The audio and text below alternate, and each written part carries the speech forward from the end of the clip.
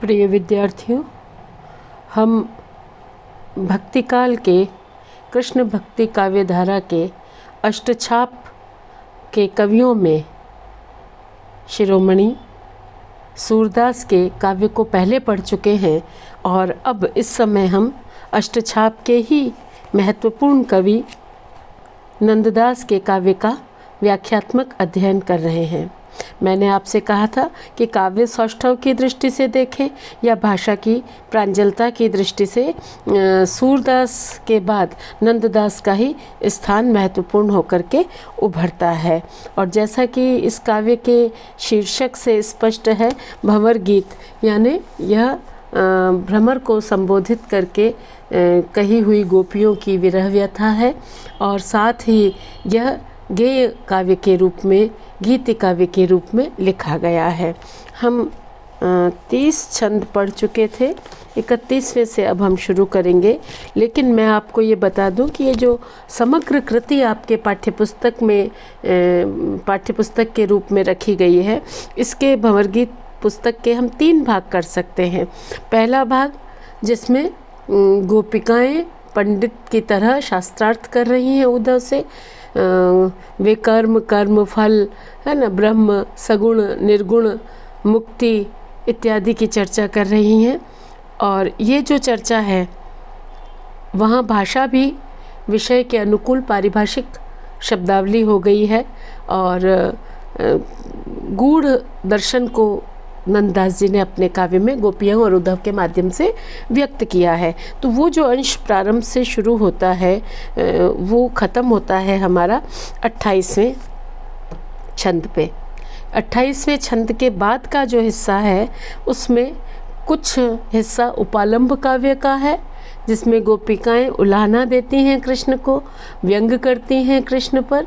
और उसके बाद वाला जो अंश है जहाँ भ्रमर एक आ जाता है उस स्थल पर, तो वहाँ से फिर वो भ्रमर को संबोधित करके और भ्रमर के व्याज से श्री कृष्ण और उद्धव को संबोधित करके अपने भावोद्गार व्यक्त करती हैं।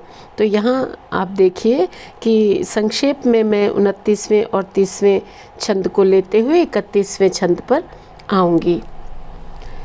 ऐसे में नंदलाल रूप नैनन के आगे, आई गयो छविछाए बने बीरे अरुबागे, ऊधो सो मुख मोरी के तिन्ही सो कहे बात, प्रेम अमृत मुख ते स्रवत अंबुज नैन चुचात तरक रस रीति की। गोपिकाएं इतनी अधिक भावाकुल हो गई, भावोद्वेग, भावातिरेक और भावोच्छ्वास से परिपूर्ण हो गई कि उन्हें तर्क वितर्क करते करते कृष्ण की छवि उनके सामने आ गई। तो जब वे कृष्ण की चर्चा कर रही हैं, कृष्ण के सगुण साकार स्वरूप को स्थापित करने की कोशिश कर रही हैं, तो उनकी आंखों के आगे श्री कृष्ण का वह सुंदर स्वरूप, वह छविमान स्वरूप आ गया, जहाँ कृष्ण ने पीताम्बर पहन रखा था, श्रेष्ठ वस्त्र धारण कर रखे थे। फिर गोपियों ने उद्धव को छोड़ दिया कि उद्धव तुम इतने महत्वपूर्ण हो ही नहीं कि तुमसे तर्क वितर्क भी किया जाए या तुमसे बात की जाए या तुम्हारी बात सुनी जाए। तो पूर्णतया उपेक्षा भाव दिखाते हुए ऊधो सो मुख मोरी के तिन्ही सो कहे बात, वे श्री कृष्ण से अपनी व्यथा कहने लगी, श्री कृष्ण को संबोधित करके उलाहना देने लगी। प्रेम अमृत मुक्ते स्रवत, और उनके मुँह से मानो प्रेमामृत रूपी शब्द निसृत हो रहे थे, प्रवाहित हो रहे थे।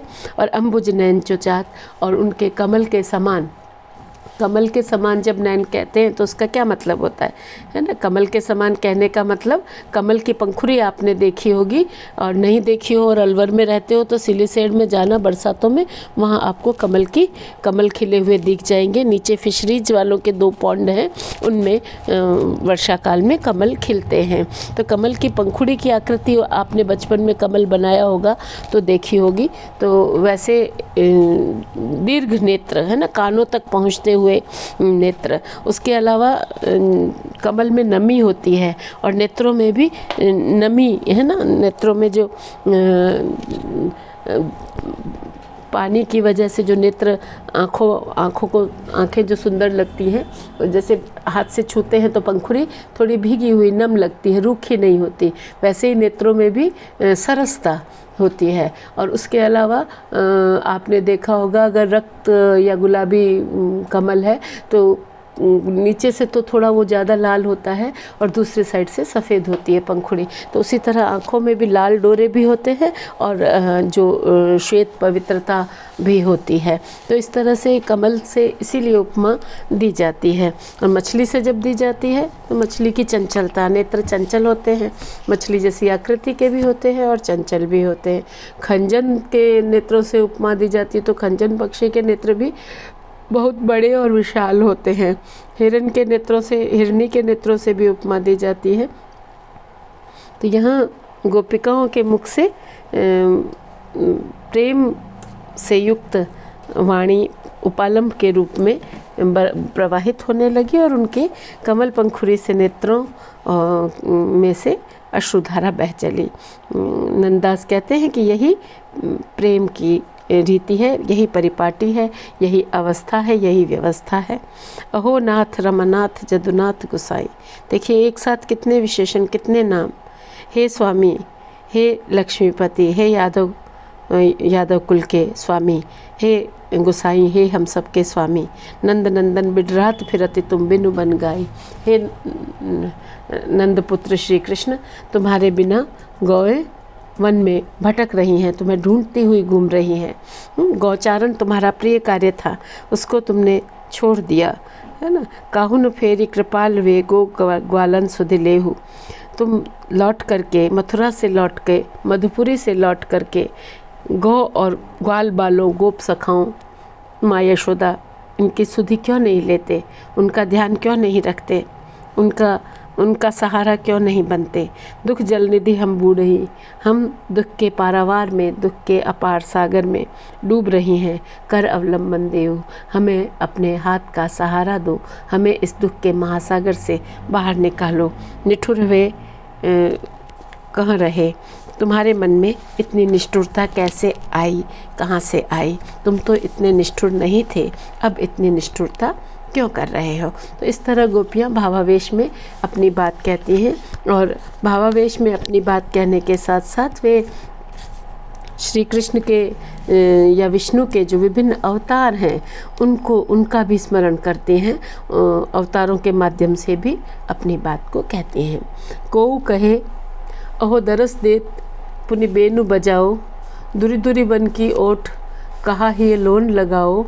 हमको पियो तुम एक हो, तुमको हमसी कोरी, बहुत पाई के राव रे, प्रीतन डारो तोरी, एक ही बारियों। क्या कहती है, को कहे अहो दरस देहु, कोई गोपिका आग्रह करने लगी। भावावेश में वे ये भूल गई कि कृष्ण यहाँ नहीं है। उन्हें लगा कि नहीं, कृष्ण, उनकी जो भावनाएं हैं वो साकार हो रही हैं और कृष्ण उनके आसपास ही हैं। तो कोई गोपिका कहने लगी कि हे श्री कृष्ण, तुम स्पष्ट रूप से हमें दर्शन दो और फिर दर्शन दे करके फिर वेणु बजाओ, वेणु बजाओ, फिर बांसुरी बजाओ, मोहकतान बांसुरी की। वेणु वादन क्या है, वेणु या बांसुरी की जो आवाज़ है, विश्व मोहिनी सम्मोहन की शक्ति जिसमें है, वो नाद ब्रह्म है ना। श्री कृष्ण लीला के संदर्भ में बांसुरी वादन नाद ब्रह्म है। तो कहती हैं गोपिकाएं कि हमें दर्शन दीजिए और बांसुरी की मोहक धुन, वह क्या प्रताप है बांसुरी का कि जो सुनता है उसको लगता है कि उसी का नाम बुलाया जा रहा है। राधिका सुनती है कि उन्हें बुला रहे हैं, गोपिकाओं को लगता है उन्हें बुलाया जा रहा है। तो सारे भुवन को मोह लेने वाली जो यह बांसुरी की मोहक मधुर ध्वनि है वो हमें सुनाओ, दोबारा बांसुरी बजाओ। दूरी दूरी बन की ओट कहा ये लोन लगाओ, है ना। फिर दर्शन देकर बांसुरी बजाओ और इस वन की आड़ में छिप छिप कर क्यों हमारे घायल हृदय में, है ना, कहा ये लोन लगाओ, क्यों जले पर नमक छिड़क रहे हो, क्यों घायल पर नमक छिड़क रहे हो। लौन लगाना, नमक छिड़कना, तो ये देखिए मैंने कहा था कि कहावतों का प्रयोग, बहुत सुंदर लोकोक्तियों का प्रयोग नंददास जी स्थान स्थान पर करते हैं। पहले उन्होंने उद्धव के संदर्भ में लिखा कि परे कर्म के कूप तुम तो कर्मवाद के कर्मफल सिद्धांत के कुएं में गिरे हुए हो। एक बार उन्होंने कहा कि घर आयो नागन पूजे बाबी पूजन जाए, ये भी कहावत है। और एक पंक्ति और मिलती है हमको कि जो करतल आमलक के कोटिक ब्रह्म दिखाई, जैसे हस्तामलक वत स्पष्ट रूप से हम तो सगुण कृष्ण को देख रही हैं, ब्रह्म को सगुण रूप में श्री कृष्ण के रूप में हम देख रहे हैं, गोपिकाएं कहती हैं। तो इस तरह से उन्होंने यहाँ फिर कहावत का प्रयोग किया है, नमक लगाना, जले पर नमक लगाना या नमक छिड़कना। दूरी दूरी बन की ओट कहा ये लोन लगाओ, हमको पिए तुम एक हो तुमको हमसी कोरी। हे श्री कृष्ण, हमारे लिए तुम एकमात्र अवलंबन हो, है ना, और तुमको हमसी कोरी। तुम्हारे लिए तो हमारे जैसी जीवात्माएं करोड़ों हैं जो तुम्हारा ध्यान करती हैं, तुम्हारा आराधना करती हैं या तुम्हारी भक्ति करती हैं, लेकिन तुमसे प्रेम करती हैं। लेकिन गोपिकाएं कहती हैं कि हम समग्र ब्रजमंडल और समग्र गोपिकाओं के लिए तुम ही एकमात्र सहारा हो, एकमात्र प्रियतम हो, एकमात्र आराध्य हो, एकमात्र अवलंबन हो, और तुमको हमसी कोरी, तुम्हारे लिए तो हम जैसे करोड़ों हैं। बहुत पाई के रावरे प्रीति न डारो तोरी। इस प्रकार चूँकि हम बहुत हैं और तुम लाखों में एक हो, करोड़ों में एक हो, इस पूरे ब्रह्मांड में एक हो, इस धरा पर एक हो, इस सारे समग्र संसार में एक हो, तो जो हम बहुत ज़्यादा हैं, इस तरह बहुत पा करके प्रीति को यूँ एक ही बार में न तोड़ दो। प्रीति न डारो तोड़ी, यानी तुम तो हमें दुर्लभ हो और कम होने या एकमात्र होने के कारण, और गोपिकाएं कहती हैं कि हम तो तुम्हें सुलभ हैं, है ना, बहुत ज़्यादा हैं तो सुलभ हैं, इसलिए हम तुम्हें सुलभ हैं, तो तुम इसलिए हमारे प्रीति की उपेक्षा न करो, हमारे जो ये भक्ति है इसको न तोड़ो, एक ही बारियों, और इस तरह तुम एक ही झटके में, है ना, इस प्रेम भावना का तिरस्कार कर रहे हो, यह उचित नहीं है। फिर देखिए, कोई कहे अहो दरस देत फिर लेत दुराई, यह छल विद्या कहो कौन पिय तुम्हें सिखाई। हम सब रस आधीन हैं ताते बोलत दीन, जलु बिन कहो कैसे जिए गहरे जल की मीन। विचारो रावरे शने शने शने शने, वो पहले तो बड़े प्रेमपूर्ण तरीके से बात कहती हैं, फिर धीरे धीरे व्यंग करती हैं। यहाँ वे बड़े सरलता से अपनी बात कहती हैं। कोई गोपी कहती है कि अहो दरस देत फिर लेत दुराई, हे श्री कृष्ण, आप बड़े छली हैं, बड़े कपटी हैं। छली और कपटी क्यों हैं? क्योंकि गोपिकाओं को भावावेश में कभी कृष्ण के दिखाई देते हैं और कभी फिर विलुप्त हो जाते हैं, तो उनको लगता है कि हे श्री कृष्ण, आप बड़े छली हैं।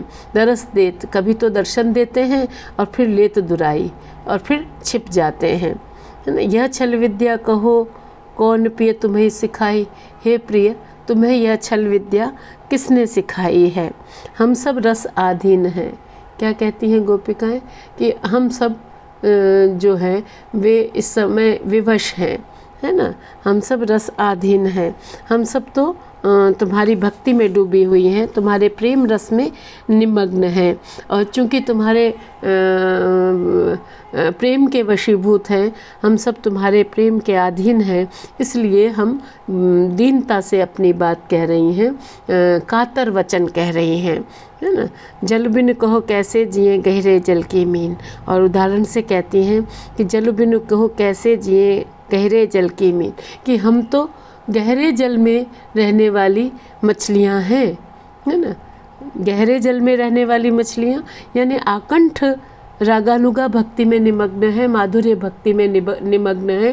आकंठ हम तो आपकी भक्ति में डूबी हुई हैं, प्रेम में, प्रेम से सराबोर हैं, प्रेम से परिपूर्ण हैं, प्रेम से आप्लावित है, रसमग्न है। जल बिन कहो कैसे जिए, जैसे गहरे जल में रहने वाली मछली बिना पानी के नहीं जी सकती, या जल में ही जी सकती है मछली, बिना जल के कैसे जी सकती है। उसी तरह गोपियाँ तो श्री कृष्ण के प्रेम में आकंठ निमग्न रहने वाली हैं। अब कृष्ण के विरह में कृष्ण से वियुक्त होकर, कृष्ण से दूर रहकर वे कैसे अपना जीवन धारण करें। विचारो रावरे। गोपिकाएँ कहती हैं कि हे श्री कृष्ण, आप थोड़ा विचार तो कीजिए इस बात पर कि जो सदैव रसमग्न रहा हो वो अब किस तरह से जी सकता है। को कहे अहो श्याम कहाँ इतराई गए हो, मथुरा को अधिकार पाए महाराज भये हो। ऐसी कुछ प्रभुता अहो जानत को नाही, अबला बुद्धि हम डर गई बलि डरे जग माही पराक्रम जानिके। क्या कहने लगी गोपिकाएं? देखिए, इसमें PDF ठीक नहीं आया है बच्चों, इसको सुन के समझ लीजिए। को कहे ओ श्याम कहाँ इतराई गए हो। कोई गोपी कहने लगी कि हे श्री कृष्ण, क्या अब तुम घमंड में आ गए हो? क्या तुम्हें अहंकार आ गया है? ऐसा लगता है कि तुम तो मथुरा का अधिकार पाके मथुरा में जब राजा बन गए हो, राज्य अधिकार तुमने पा लिया है, तो फिर तो हमें ऐसा लगता है कि तुम्हें घमंड आ गया है, तुम अधिक इतराने लगे हो। ऐसी कुछ प्रभुता अहो जानत को नाही, है ना। तुम्हारी क्या यह प्रभुता ऐसी ही है कि तुम्हें कोई नहीं जानता? ऐसी कछु प्रभुता हो जानत को नाही, है ना। अबला बुद्धि हम डर गई, हम तो अबला बुद्धि हैं, हम तो नादान बुद्धि है ना। हम तो, तुमने सोचा होगा कि हम तो डर गई हैं क्योंकि तुम अब राजा हो गए हो। बलि डरे जग माही, क्योंकि तुमसे तो, तुम्हारे पराक्रम से तो संसार में बलवान भी डरते हैं। तो तुमने ज़रूर ये सोचा होगा कि हम तो अबला हैं, हम तो बेसहारा हैं और हम तो तुरंत ही तुम्हारे पराक्रम से डर जाएंगी, तुम्हारी प्रभुता से डर जाएंगी। ऐसी कुछ प्रभुता हो जानत को नहीं। क्या तुम्हारी प्रभुता ऐसी थी कि तुम्हें कोई नहीं जानता? यानी कहने का तात्पर्य गोपियों का यह है कि तुम तो जब ब्रजमंडल में थे तब भी तुम्हें सब पहचानते थे, है ना। तब भी तुम हमारे स्वामी थे, और अब तुम मथुरा जाकर वहाँ के राजा बनकर क्या कुछ ज़्यादा अधिकार पा गए हो? जब तुमने सोचा कि हम जो अबला बुद्धि, हम जो दुर्बल बुद्धि हैं वो डर जाएंगी, क्योंकि तुम्हारे पराक्रम से तो बलवान भी डरते हैं। तो इस तरह गोपिकाएं व्यंग के माध्यम से श्री कृष्ण को अपनी बातें कह रही हैं, अपना कथन कह रही हैं। तो इसमें यहाँ उपालंब की भावना, उल्हाने की भावना अधिक है। को कहे अहो श्याम चहत मारन जो ऐसे, गिरि गोवर्धन धारी करी रक्षा तुम कैसे। व्याल अनल विष ज्वाल ते राखी लई सब ठोर, विरह अनल अब, ये बरह नहीं है, विरह है। विरह अनल अब दहत हों, हंसी हंसी नंद किशोर, चोरी चित ले गए। कोई गोपिका कहने लगी कि हे श्याम, यदि इसी प्रकार से तुम हमें मारना चाहते थे तो तुमने जल प्रलय के समय जब इंद्र ने ऐरावत से अतिवृष्टि की, उस समय गोवर्धन पर्वत को हाथ में धारण करके, गिरिराज धरण रूप धारण करके, गोवर्धनधारी रूप धारण करके, गिरिधारी रूप धारण करके तुमने हम सब की रक्षा क्यों की? यदि तुमने दुख ही देना था तो तुम्हें उस समय हमारी रक्षा नहीं करनी चाहिए थी, है ना। व्याल अनल विष ज्वाल ते राखी लई सब ठौर, तुमने हम सबको पहले सर्प से बचाया। सर्प का प्रसंग आप लोगों को ज्ञात ही है बच्चों, कि कालीदह में जो नाग रहता था उसका श्री कृष्ण ने उसको नाथा, है ना, और ब्रजमंडल को उन्होंने काली नाग के दुष्प्रभाव से मुक्त करवाया।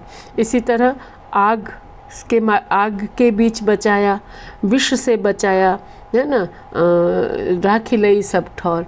अनेक प्रकार की आपत्तियाँ ब्रजमंडल पर आई, लेकिन हे श्री कृष्ण, राखी लई सब ठौर, आपने सब जगह हमें विपत्तियों से हमारी रक्षा की, हमें बचाया। विरह अनल अब दहत हो, हंसी हंसी नंद किशोर। और पहले तो तुमने चित्त चुराया और फिर अब हमें विरह की अग्नि में जला रहे हो, हंसी हंसी नंद किशोर। इस पर ध्यान दीजिए कि पहले तो हंस हंस कर हमारा मन चुराया और अब हमें विरह की अग्नि में जलाकर तुम भस्म करना चाहते हो। तो तुम्हारा यह दोहरा स्वरूप क्यों है ना? क्या कहते हैं, चोरी चित ले गए, तुम तो हमारा हृदय चुरा कर ले गए। एक ही हृदय था, उसे चुरा कर ले गए। तो सूर की गोपियाँ कहती हैं कि उधो मन नाही 10-20, एक हो तो सो गयो श्याम संग को आराधे ईस, है ना? तो यहाँ भी नंददास जी की गोपिकाएं भी कहती हैं कि पहले तो हमें अपने प्रेम के वशीकृत किया और अब हमें विरहाग्नि में भस्म करना चाहते हो। कैसा यह तुम्हारा प्रेम है, कैसा यह तुम्हारा व्यवहार है, क्योंकि तुम तो हमारा चित्त चुरा कर ले गए हो। अगला देखिए छंद, 35वां छंद। कोऊ कहे ये निठुर, इन्हें पातक नहीं व्यापे, पाप पुण्य के करनहार ये ही है आपे। इनके निर्दय रूप में नाहिन कछु विचित्र, पय पीबत ही पूतना, मारी बाल चरित्र मित्र ये कौन के। ठीक है, उपालंभ धीरे धीरे थोड़ा ज़्यादा उग्र होने लगता है, ज़्यादा तीव्र होने लगता है, ज़्यादा मारक होने लगता है। धीरे धीरे बात गोपिकाएं, चूँकि कृष्ण तो यहाँ जवाब दे नहीं रहे हैं, इसलिए यह जो गोपिकाओं की भावना है शनै शनै तीव्रता पाने लगी है, उग्र होने लगी है। कोई गोपी कहती है कि ये निठुर, इन्हें पातक नहीं व्यापे, ये कृष्ण तो बड़े निष्ठुर हैं, इन्हें पाप लगता ही नहीं, पाप पुण्य के करनहार ये ही है यहाँ पे, ये तो भगवान है, ये तो ईश्वर है। पाप पुण्य बनाने वाले, पाप पुण्य का निर्माण करने वाले तो ये स्वयं ही हैं, तो इनके ऊपर इन्हीं का बनाया हुआ नियम क्या लागू होगा? पाप पुण्य का नियम तो इन्होंने ही संसार पर लागू किया है, तो ये तो चूँकि नियम बनाने वाले हैं तो नियमों से परे हैं, इसलिए उन पे तो ये लागू ही नहीं होता। इनके निर्दय रूप में नाहिन कछु विचित्र। फिर कहती हैं कि इनका जो स्वरूप है वो बड़ा निर्दय है, कठोर है, निष्ठुर है, नाहिन कछु विचित्र। लेकिन फिर भी कोई नई बात नहीं है। क्या कहती है? नाहिन कछु विचित्र। जरा ध्यान से देखो कि कोई नई बात नहीं है, कोई बड़ी बात नहीं है। पय पीबत ही पूतना, मारी बाल चरित्र, ये तो बचपन से ही ऐसे हैं। जब बहुत छोटे थे तब भी इन्होंने दूध पिलाती हुई पूतना के प्राण हर लिए थे। ये भला किसके मित्र होंगे? मित्र ये कौन के? तो इस तरह गोपिकाएं व्यंग्यात्मक रूप से अपने उपालंभ को कृष्ण और अपने कृष्ण के प्रति जो अपने विरह को व्यक्त करती हैं। शेष छंद हम अगले व्याख्यान में देखते हैं बच्चों। आज के लिए इतना ही। धन्यवाद।